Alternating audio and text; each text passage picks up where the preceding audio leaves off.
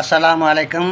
ஹஜ்ரத் உக்பத் பின் ஆமீர் ரலியல்லாஹு தஆலாஹு அன்ஹு அவர்கள் அறிவிக்கிறார்கள், நாங்கள் ஒரு நாள் திண்ணையில் அமர்ந்திருந்தோம். அப்போது நபி ஸல்லல்லாஹு அலைஹி வஸல்லம் அவர்கள் வந்தார்கள். ஒவ்வொரு நாளும் காலை நேரத்தில் கடைவீதிக்கு சென்று திருட்டு போன்ற குற்றம் செய்யாமலும் உறவை முறிக்காமலும் விலை உயர்ந்த 2 ஒட்டகங்களை பிடித்து வர எவர் விரும்புவார் என கேட்டார்கள்.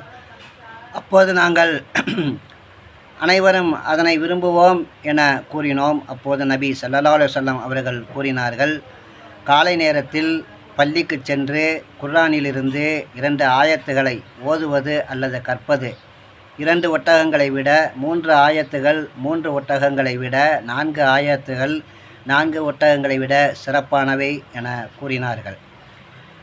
இவ்வுலக செல்வங்கள், சொத்துக்கள் அவைகளை விட்டு நாம் ஒரு நாள் பிரிந்து விடுவோம். ஆனால் புனிதமிக்க இபாதத்துகள் அவை இம்மையிலும் மறுமையிலும் நமக்கு நன்மை அளிக்கக்கூடியதாக இருக்கின்றது. அத்தகைய நல்லமல்களை செய்து ஈருலகிலும் இறையருளை பெறுவோம். அஸ்ஸலாமு அலைக்கும்.